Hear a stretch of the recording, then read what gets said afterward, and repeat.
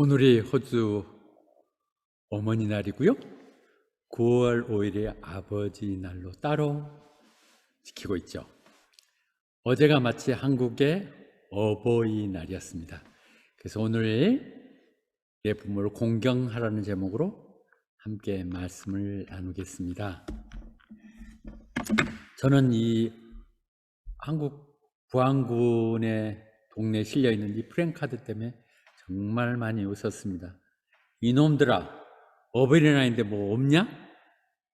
이 말씀은 말 못하는 우리 노인네들의 심정을 그대로 담고 있는 것 같아요. 무엇보다 꽃으로 튕기려고 하지 마. 꽃 한 송이 주고 나서 넘기려고 하지 말라고. 그래서 보니까 요즘 한국에 유행하는 그 어버이날 선물에 이렇게 꽃과 그 옆에 돈을 집어넣는 것으로 나타나고 있더라고요. 엊그제 우리 호바트 뮤지엄에서 제주 해녀에 대한 사진 전시회가 있었습니다. 물론 캔버라의 대사들 오셨고요. 또 호바트의 유명 인사들 함께 참여해서 먼저 이 테이프를 끊었는데요. 사진들 여러분이 보다시피 내놓기 부끄러운 모습들입니다. 우리 30-40년 전 못 살았을 때 모습들에 우리 어머니들의 모습이 실려 있는데 저는 눈물이 나더라고요. 이제 우리나라가 세상에 잘 살게 됐고 당당해서 과거에 이랬다고도 보여줄 수 있는 분이겠지만 그들 하나하나의 표정 속에서 삶의 그 무게들, 어머니가 짊어진 고통들을 느낄 수 있었습니다.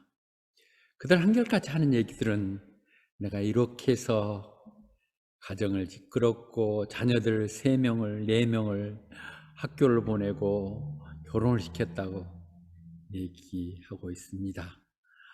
이달 말까지니까 여러분도 시간 내서 다녀오시길 추천합니다. 그러고 보면 저기도 참 아픈 불후의 기억이 있습니다. 얼마 전에 제 여동생이 메시지를 보냈더라고요. 어머니 기일이라서 모처럼 형제들이 모여서 다녀왔습니다. 그동안은 만나기도 어렵고 그랬었는데 그러면서 사진을 보내왔어요. 근데 그 끄트머리에 그런데 오빠 그 옆에 빌딩에 투자한 건 언제쯤 회수할 수 있어요?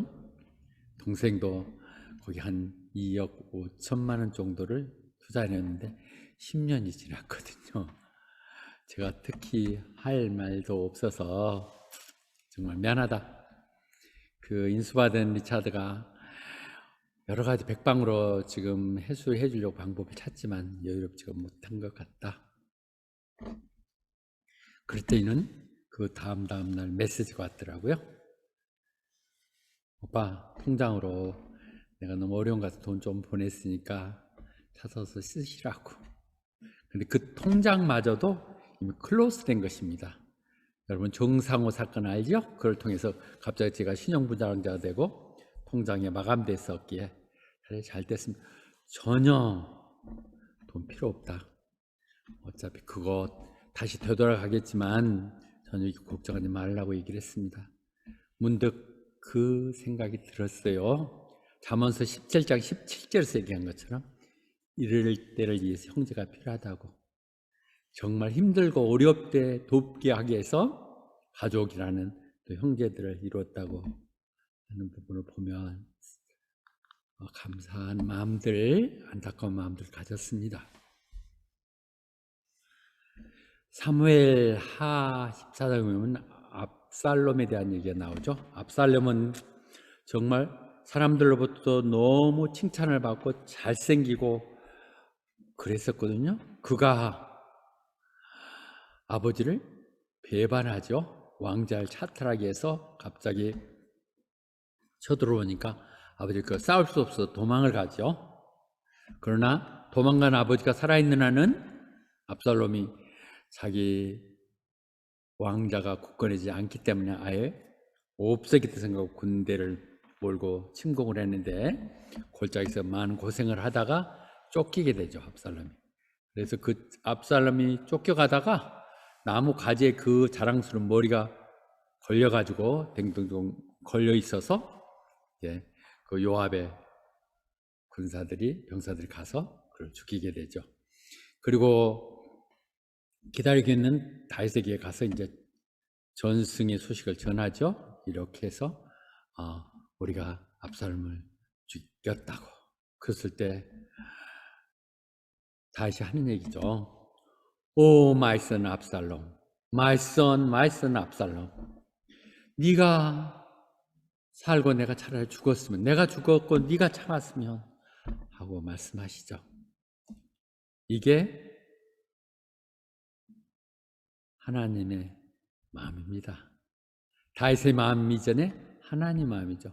정말 쓸데없는 문제투성인 그 아들을 무조건 사랑하시고 그 죽음을 애달파하시며 용서하신 그 아버지의 모습, 이 부분을 우리는 또 볼 수가 있죠.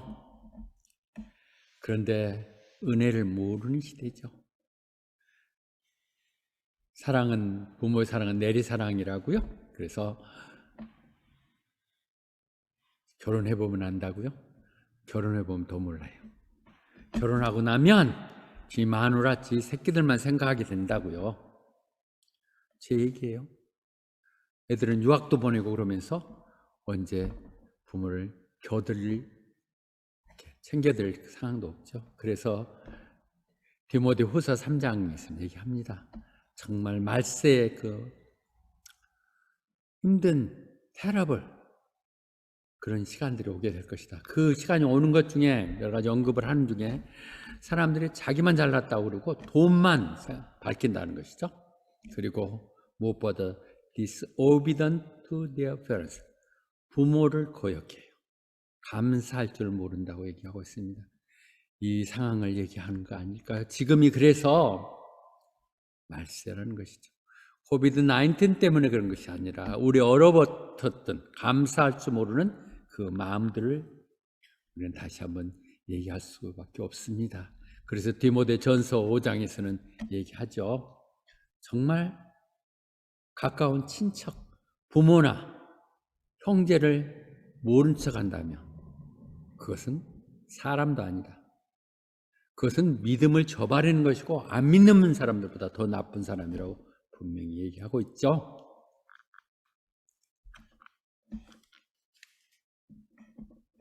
그래서 오늘 읽었던 본문에서는 말합니다. 자녀들아, 너희 부모에게 순종하라. 그런데 in the road입니다. 주님 안에서 부모에게 순종하되 주님 안에 살아. 그것이 옳은 일이라고 얘기합니다. 더 이상의 설명이 어디 필요하겠어요? 옳은 일이죠. 옳게 살고자 우리는 몸부림치는 것이고 옳게 살기 위해서 주님을 믿지 않습니까? 그런데 그것이 주님의 뜻이라는 거죠. Obey your parents in the road, for this is the right 라고 말씀하시죠. 부모를 따라.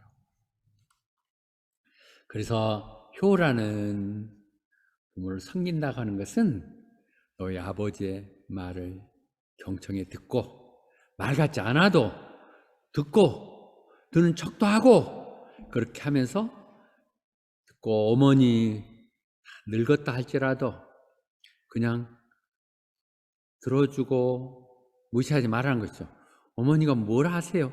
호주 땅은 그렇지 않아요. 한국 옛날 생각이에요. 이런 식으로 하지 말고 부모의 말을 들어주는 것. 전화 걸었다 바쁘다 끊지 말고 좀 이렇게 얘기 녹두리같이 하시더라도 그걸 들어주는 거, 이게 중요하다는 것이죠.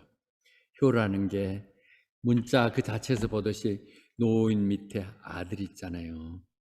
부모가 늘 노인을 업고 가는 모습이 효자하는 모습인 것이죠.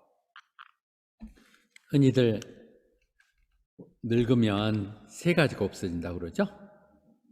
돈이 없고 힘이 빠지고 형편없어진다는 것이죠. 어쩔 수 없는 시간 가운데 가는 이 상황들을 이제 자녀들이 채워줘야 돼요. 돈 좀 주세요. 꽃 하나 던지고 말지 마시고 꽃으로 퉁치지 마시라고요. 그리고 힘을 얻을 수 있도록 말씀으로 격려하고, 또 그것만 아니라 보약도 좀 사드리고 용돈 좀 드리고 이렇게 하시면서 하세요. 체면 구겨진 그 체면을 자녀들이 살려주셔야 됩니다. 아이고, 우리 아들이 그래도 호박트에 가서 이런 선물 받아 보내줬다고 그러고 자랑스럽게 다닐 수 있도록 선물 좀 써서 보내시기도 하고, 좋은 호주 영양제도 보내드리기도 하고, 이렇게 좀 하셔서 부모가 자식 때문에 자랑거리가 생기고 체면이 좀 서는, 이렇게 해야 되는 게 자식들의 도리라고 얘기하고 계십니다. 세상의 아버지들은 그 자녀들에게 그 나름대로 가장 좋은 방법으로 가르치려고 하는 거예요. They thought was best. 세상이 어떠하든 그 부모 생각으로는 내 아들, 내 딸에게 이렇게 좋은 걸 하겠다는 가장 좋은 것으로 가르치고자 스스로도 하고, 또 그렇게 우골탕이라고 해야 되나, 뼈 빠지게 일해서 학비를 대주고 그렇게 하는 것이죠. 그렇지만 그것은 이 땅에 잠시고요. 실제 우리의 완전한 것, 하나님다운 것은 하나님을 통해서 이루어진다는 것이죠. 하나님에서 훈련이 돼서 하나님의 사람으로 가는 것이죠. 그러니까 결국 아버지는 이 땅에 하나님의 대리인으로 와 있는 것이죠. 하나님을 대신해서 그 자녀들을 양육시키고 또 그들을 바른 길로 인도하는 책임을 갖고 있는 것이죠. 그들 나름대로 최선을 다하고 있는 것이죠. 그래서 요한일서 4장은 얘기합니다. 내가 하나님 사랑해? 그러면서도 자기 형제들이나 부모를 미워한다면 그는 거짓말하는 거라고 얘기하고 있습니다. 눈에 다 보이는 부모도 형제도 제대로 존중하고 사랑하지 못하면서 보이지 않는 하나님을 섬긴다고요? 사랑한다고요? 그럼 거짓말 하지 말라고 얘기하고 있습니다. 이 손 좀 떨지 마 하고 말씀하고 있는 것이죠. 이 장에서 또 다시 바꿔서 honor your father and mother. 앞에는 순종하라 그럴까, 어린애들 측면이고요. 이제 머리 좀 크고 세상 내가 할줄 여전히 부모를 공경하라고 얘기합니다. 부모는 부모에게 공경하라고 하는 것이죠. 그것은 약속이 있는 첫 번째 계명이라고 그럽니다. 10계명 중에서 인간관계, 4계명까지가 한 돌파에 써진 하나님과 관련된 것이고, 5계명부터 10계명까지가 인간에 관한 것. 첫째로 사람이 살아가는 데서 제일 먼저 해야 될 것, 내 부모를 공경하라는 것이죠. 모든 10계명은 지키지 않으면 처벌을 받고 하는 조항들로 되어 있지만은 여기 하라고 하는 것, 적극적으로 하라고 하는 이 부분에 대해서는 상급과 주겠다고 말씀하고 계십니다. 프라미스. 얼마나 지키기가 어려우면 이렇게 약속까지 하겠습니까? 지금 저도 이렇게 얘기하고 있지만 저도 한다는 게 참 어려운 것이죠. 어려운 것이죠, 상황 속에서. 그래서 이거 10계명에서 얘기하는 것은 신명기와 출애굽에서 얘기하고 있지만, 신명기에서 얘기하는 5장 16절에서 보면 너희 아버지와 어머니를 공경하라.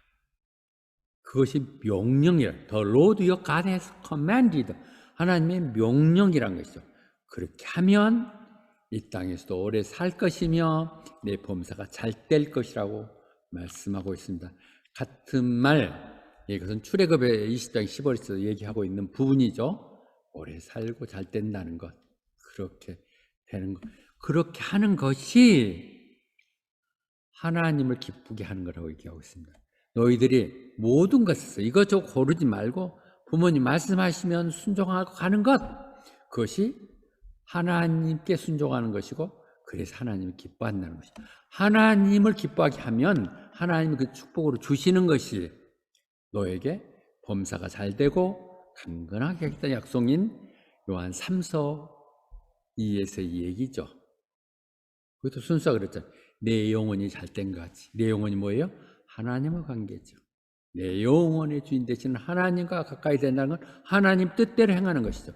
그렇게 됐을 때 내 하는 모든 일들이 잘 될 것이며 또 그 일을 잘할 수 있도록 건강도 주시겠다는 것이 하나님 약속이고, 순복음교회가 매번 삼중복음이라고 축복하는 말씀이죠. 그 모든 것 시작은 부모를 공경하는 것에서부터 얘기되고 있습니다.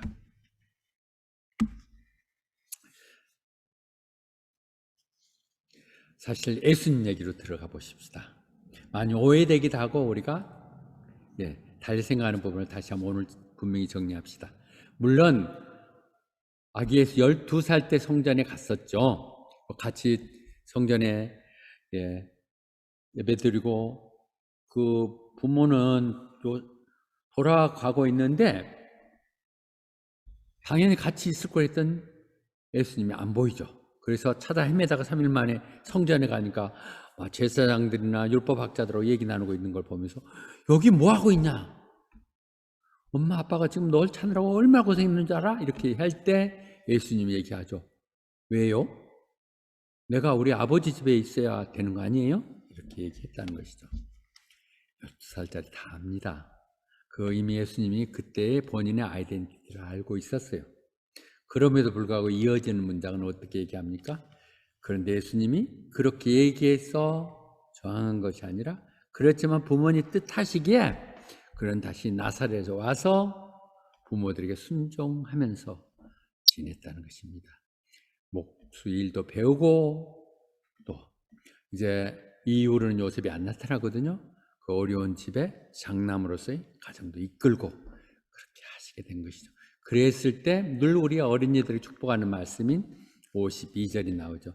예수님이 부모와 함께 순종하면서 지혜가 자라고 키가 자라고 그래서 하나님이나 사람이 보기에 아름답게 사랑받으면 자랐다고 얘기합니다.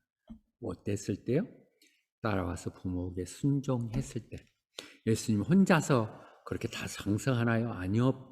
그 부모 대리인으로 이 땅에 어머니와 아버지를 주셨기 때문에 가능했던 것이죠. 어떻게 지혜로울 수 있어요? 혼자 깨달을 수 있나요? 그래도 배워야죠. 그들이 잘 가르쳤다는 얘기예요.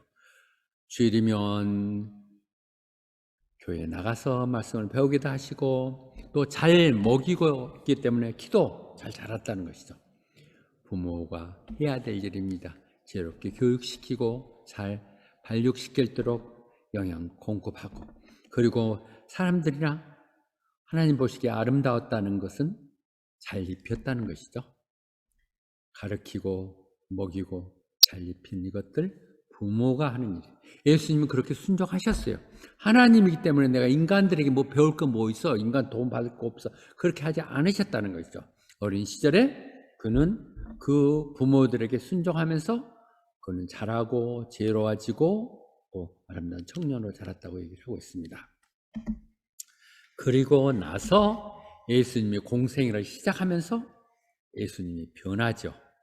사람이 변한 것이죠. 사람이 변했죠. 사람이 아니라 하나님이니까 신의 역할을 이제 해야 되는 상황이 된 것이죠.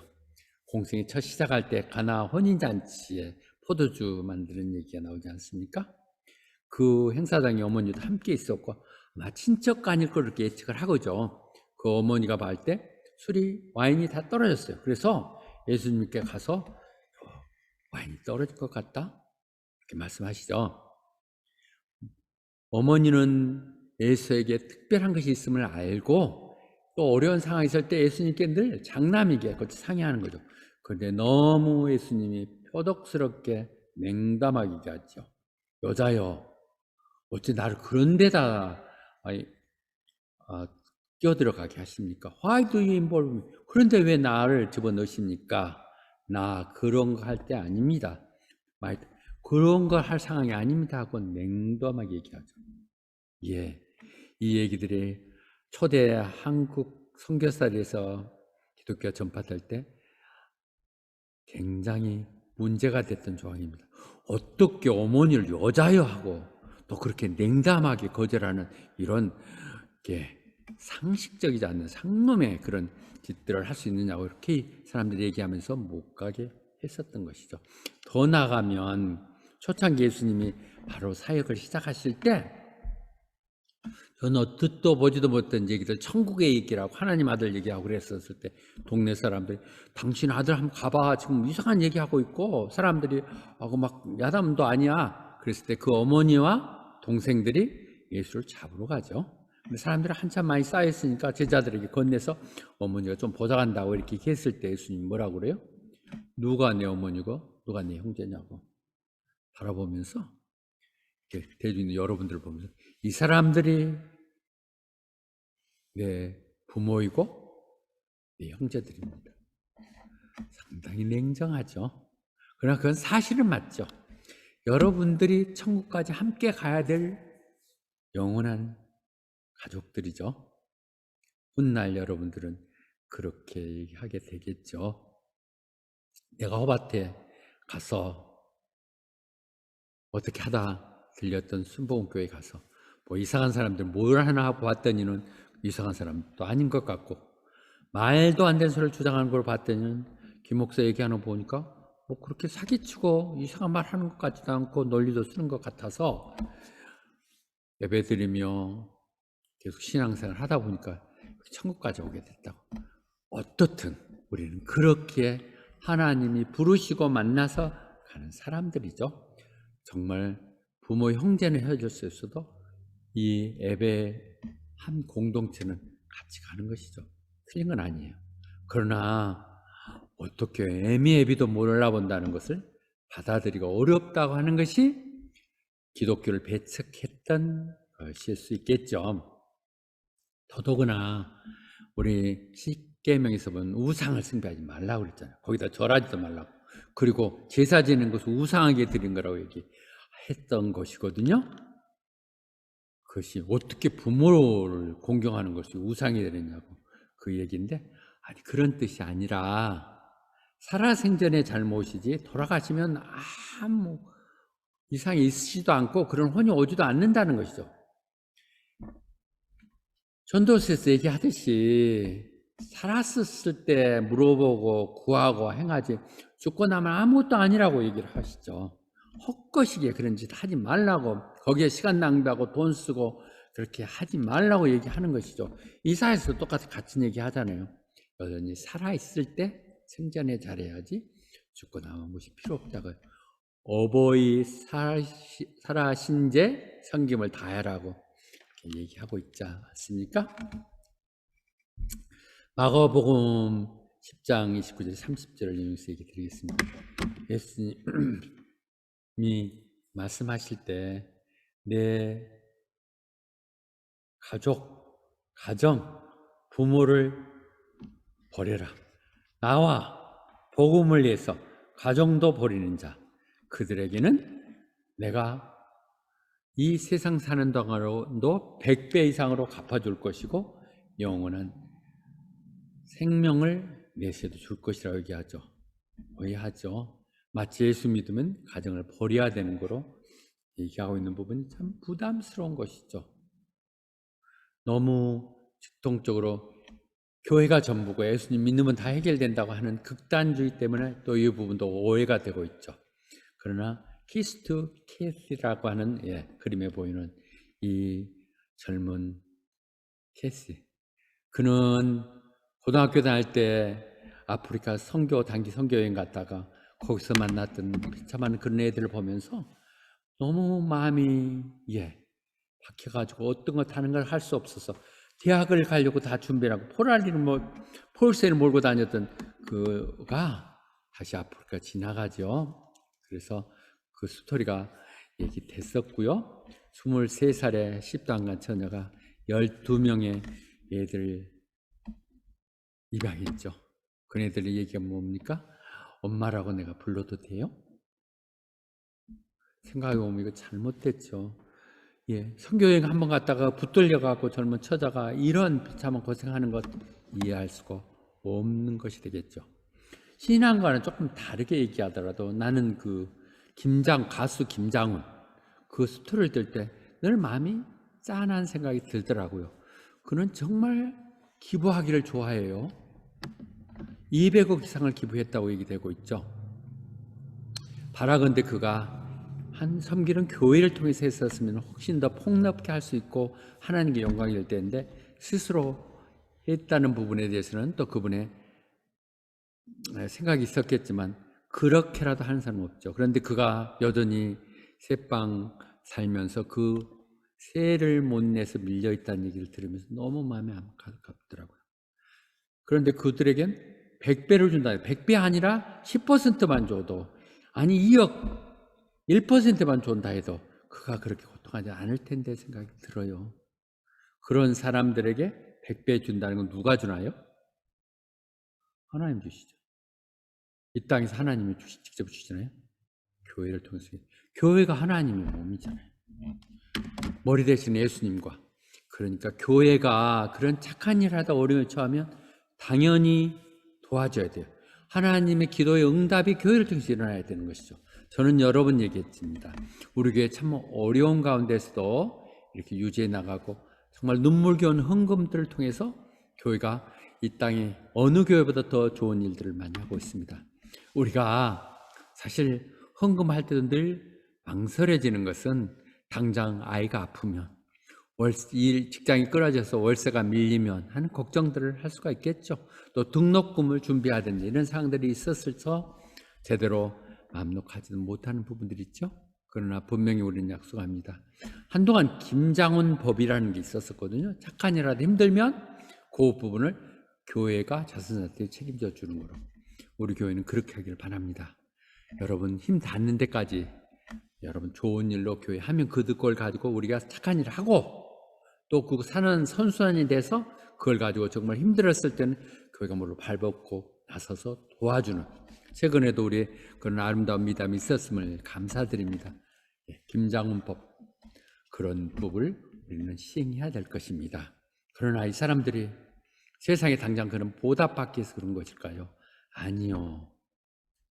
마태복음 13장에서 얘기했듯이 그들은 천국이라고 하는 것은 밭에 감춰진 보화와 같다는 것이죠. 밭에 감춰진 보화, 그것을 봤을 때 그는 그 보화를 잠깐 쑥 켜놓고 자기 가서 집에 팔만한 거 다 팔아갖고 그 땅을 살지 않겠느냐고 얘기합니다. 천국에 대한 비유. 나는 우리 젊은 청년들, 집사들 기도 가운데서도 많은 도전을 받습니다. 이 말은 이미진 집사가 언젠가 우리는 천국의 보화, 감춰진 보화를 발견하는 사람들이라고 얘기하더군요. 그렇습니다. 우리는 남이 보지 못한 거 봤고 남이 알지 못한 걸 알았기 때문에 우리 헌신하는 거예요. 우리가 바보예요? 바보라서 멍청이 남한테 이용당하는 거예요? 아니요. 하나님이 약속이 있고 그 약속은 반드시 이루어지는 것이에요. 그 약속 끝에는 놀라운 보화가 있다는 걸 믿기 때문에 우리는 더 영원한 걸 위해서 내 젊음을 헌신하기도 하고 내 것을 나눠주고 베풀어줄 수 있는 것이죠. 마태복음 15장에서도 얘기합니다. 그런데 이 부분에서 아까 그러면 예수만 믿으면 내가 막 다 팔아서 남 줘야 되고 나는 거지가 돼야 되고 천국에 가서나 보상받느냐? 그런 거 아니에요. 마태복음 15장 분명히 예수님이 그렇게 얘기를 했어요. 얘기했던 부분 구약을 인용해서 너희 부모를 공경하라. 그렇게 얘기했는데 너희들이 부모들에게 아주 거칠게 나쁘게 형편없이 행동하면 반드시 죽이라고 했어요. Must be put to death. 부모에게 거칠게 행동하고 경우에 안 맞게 행동하면 죽이라고 얘기했다고요. 왜요? 명령이니까. 부모에게 하라고 그렇게 얘기하셨어요. 그래서 그러면 막 부모 잘못하면 이거 죽음 당하니까, 그래서 그들이 만든 것이 뭐냐면 고르반이라는 것이 고르반. 그러니까 부모가 힘들면 부모한테 이렇게 도와드리고 경제도 돕고 뭐 이렇게 해야 되는데 막 밭을 팔아서 드리고 그래야 되는데 그들이 이것 하나님께 드리기로 작정 헌금한 것입니다. 건축 헌금하는데 교회에 바치기로 했습니다. 오늘 또 교회에 무슨 행사 때문에 거기 가야 됩니다. 그렇게 얘기하면 부모들에게 조금 이런 부분을 소홀히 해도 용서된다고 그들은 가르치고 있다는 것이죠. 이 시대의 광신적인 교회 요구사항들은 아닐까요? 교회다 하면 하나님 더 큰 것을 했기 때문에 용서돼. 아니라고 얘기하잖아요. 너 내가 한 말 지금 님이 필요에 따라서 다 고쳐갖고 엉터리 좀 가르치는 거야, 얘기하시는 것이죠. 절대 부모 공경하지 못하는 것, 가정이 소홀한 것, 교회에 핑계 대시면 안 됩니다. 교회에 오기 전에 필요한 거 다 하고 오세요. 부모들에게 이 어버이날 선물 하나 드릴 수 없게 어려운 것은 헌금했기 때문에 그렇다면 헌금 안 하셔도 좋습니다. 부모에게 거기에 맞는 드리고, 그리고 교회도 조금 헌금을 하세요. 그렇게 또 가족에 누가 아프거나 그러면 그거 먼저 챙기세요. 그런 것이 중요한 거죠. 나는 최성진 집사님이 볼수록 귀하다고 믿음이 보는 게 아침에 영어 예배 와서 찬양 리더하고 한참 했어요. 그리고 나서 바쁘면 가면 되는데 나한테 노크를 하면서 목사님 지금 다니엘과 사무엘의 감기가 잔뜩 걸려서 데리고 오면 다른 애들 전염될 것 같아서 나는 영어 예배를 드렸으니까 자기가 가고 이미 집사님을 참석하겠습니다. 그런 거 너무 당연하죠. 그래 기도하자 아이들 얘기하면서 바꿔진 거 봤습니다. 그런 것이죠. 가정을 소홀히 하는 게 버리라는 거 전혀 아니에요. 그렇게 하라기도 안 하기 때문에 하나님 극단적인 표현을 한 것이지 어차피 균형이 같은 동급으로 가되 하나님 먼저 생각하게 되면 비슷하게 될 것이에요. 하나님을 위하고 가족을 버리라 하는데 버려지나요? 그렇지만 하나님 먼저라는 생각 늘 가질 때 우리들은 균형 감각을 가질 수 있는 것이죠. 절대 부모에게 불효하는 것, 교회가 핑계가 되서는 안 됩니다. 가족들에게 소홀히 하는 것이 교회의 행사 때문에 핑계가 되면 안 됩니다. 예수님이 마지막 십자가에 달려가실 때 그래서 가상칠언이라고 하는 것 중에 그 어머니가 계신 거 보죠. 보면서 예수님이 어머니한테 얘기하죠. 어머, 여자여 보옵소서 당신의 아들이이다. 여기서도 여자여 하는 거 보면 이것이 굉장히 고급스러운 높음을 받는다는 것이죠. 클레오파트라를 불렀을 때 여자여 하고 불렀다는 거 아니에요? 그렇듯이 이 정말 귀하신 분, 나 때문에 헌신하고 평생의 눈물로 보냈던 그 어머니에게 어머니 못난 자식입니다. 정말 죄송한 마음을 다 담아서 마지막 가면서 그랬겠죠. 어머니 저 아들입니다 하고 말씀하시죠. 그리고 그 옆에 요한이 있는 것을 보면서 요한에게 이분이 내 어머니다 요한에게 얘기하죠. 그래서 요한이 그 어머니를 모시고 가서 항상 있었다는 거 아니에요? 그것을 에베소 교회라고 얘기하고 있고 에베소에 가면 또 마리아의 집이 있죠. 사모 지난번 다녀오셔서 이 산시고 왔던 부분을 한번 소개했던 것 같습니다. 형제들이 있어요. 그렇지만 믿음의 사람들에게 그 어머니를 맡기고 가는 예수의 모습들 봅니다. 이게 효도죠.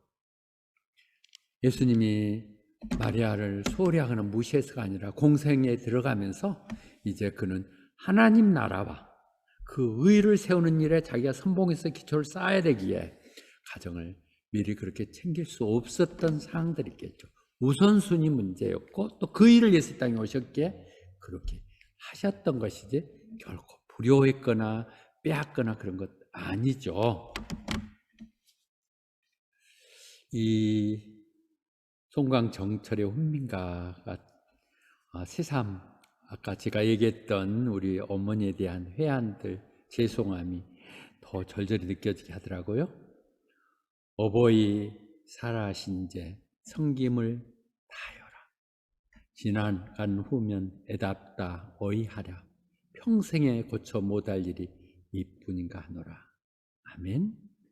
어머님 그 돌아가시기 전에 논 목사님하고 리차드하고 한국에 방문했을 때 같이 다녀야 돼서 오랜 시간을 보내지 못하고 잠깐 말씀드릴 때 많이 힘들어 하셨거든요.